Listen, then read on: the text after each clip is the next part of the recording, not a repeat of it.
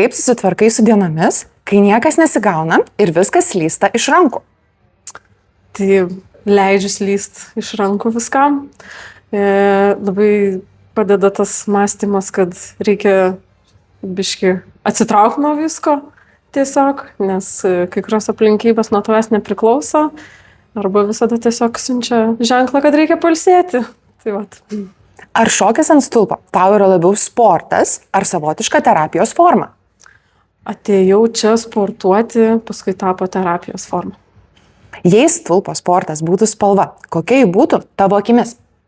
Mėlyna, kaip vandenynas, nes vandenynas gilus, nežinai, kiek ten jo yra, tai ir tas sportas iš tikrųjų labai daug galimybių jame yra.